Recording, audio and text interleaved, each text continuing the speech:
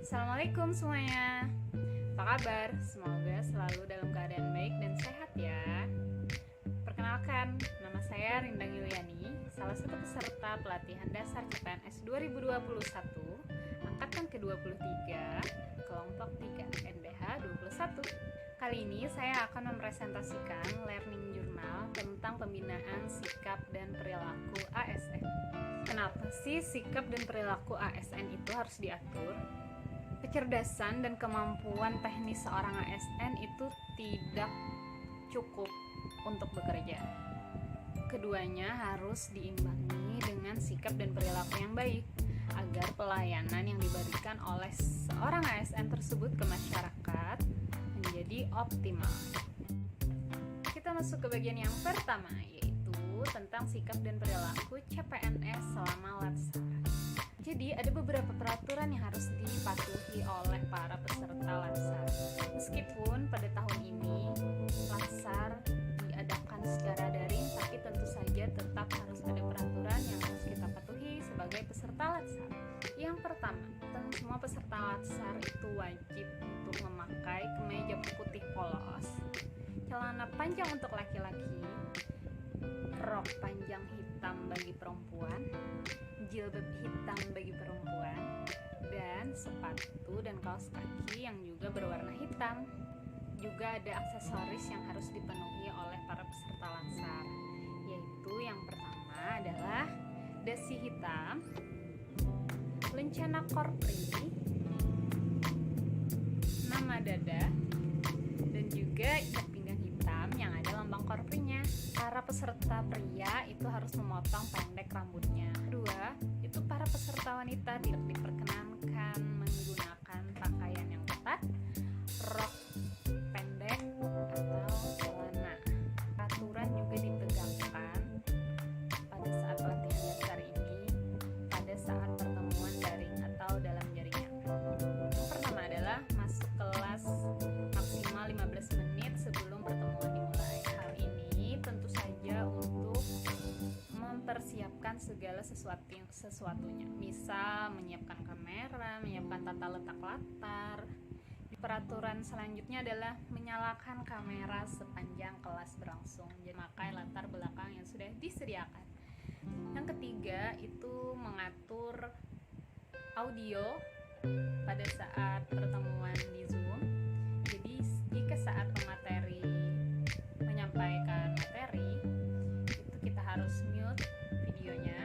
Peraturan lainnya yaitu adalah memahami cara penggunaan LMS. LMS adalah sebuah web yang merupakan panduan semua kegiatan peserta latsar dalam mengikuti latsar. Jadi di sana ada jadwal tugas, jadwal materi, file-file tugas juga di sana. Selanjutnya selalu aktif membuka materi dan tugas di LMS. Ini tentu aja ya. Kalau nggak dibuka, mana tahu tugas dan materi yang diberikan tutor. Aturan selanjutnya yaitu selalu melakukan absen pagi dan sore setiap hari pada waktu yang ditetapkan selama hari kerja. Jadi kecuali hari Minggu dan hari libur. Kalau absen pagi itu setiap dari jam 7 sampai jam 9 pagi. Kalau absen sore itu dari jam 15 sore sampai jam 16. Dan peraturan yang terakhir adalah mengerjakan tugas sesuai instruksi dan tepat waktu. Jadi jika deadline dari tutor itu jam 5 pagi, berarti kita harus sudah mengirimkan tugas tersebut sebelum jam 5 pagi. Oke, kita masuk ke bagian kedua, yaitu sikap, perilaku, dan kode etik ASN selama bekerja. Landasan prinsip ASN sebagai profesi itu ada dalam pasal 3 nomor 5 tahun 2014 Undang-Undang ASN. Yang pertama adalah nilai dasar, yang kedua kode etik dan kode perilaku, yang ketiga komitmen, integritas moral, dan tanggung jawab pada pelayanan publik, dan yang keempat adalah kompetensi yang diperlukan sesuai bidang tugas.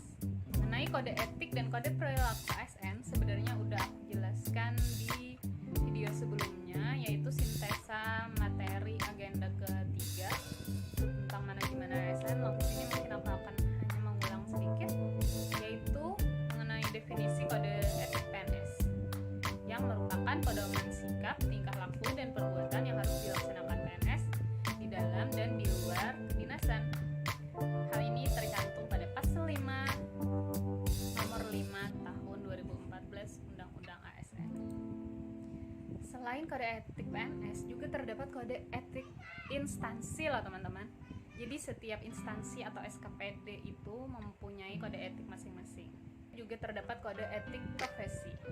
Nah, keduanya ini ditetapkan oleh organisasi, profesi, dan instansi masing-masing sesuai karakteristiknya. Dan yang paling penting adalah keduanya tidak boleh bertentangan dengan kode etik PNS. Mengenai disiplin PNS, itu juga ada peraturannya di Pegawai Negeri Sipil itu harus disiplin, dan jika melanggar kedisiplinan maka ada hukuman disiplinnya. Selain dikenakan sanksi moral, PNS yang melanggar kode etik juga dapat dikenakan tindakan administratif atau dijatuhi hukuman disiplin atas rekomendasi Majelis Kode Etik. Jangan sampai ya kita melakukan hal-hal yang melanggar kode etik ASN ini. Berikutnya adalah pembahasan tentang korps profesi pegawai ASN.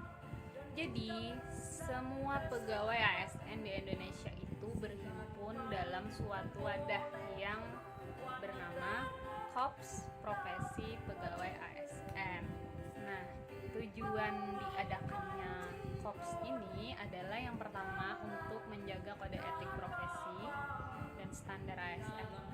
Yang kedua adalah mewujudkan jiwa korps sebagai pemersatu bangsa.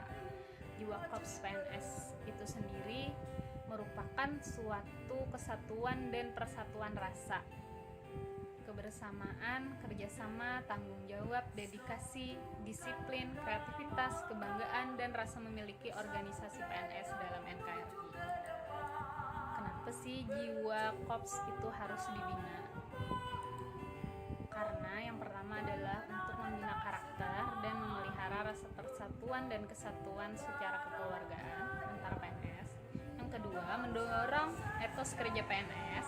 Yang ketiga, menumbuhkan dan meningkatkan semangat, kesadaran, dan wawasan kebangsaan. Gitu teman-teman. Jadi, sebagai PNS atau calon PNS sekarang ini, kita harus menjunjung tinggi nilai-nilai dasar ASN serta kode etik ASN. Jangan sampai kita melanggarnya. Kita harus membuktikan bahwa negara tidak salah memilih kita. Salam PNS yang berintegritas. Terima kasih sudah menonton video saya. Wassalamualaikum warahmatullahi wabarakatuh. Bye.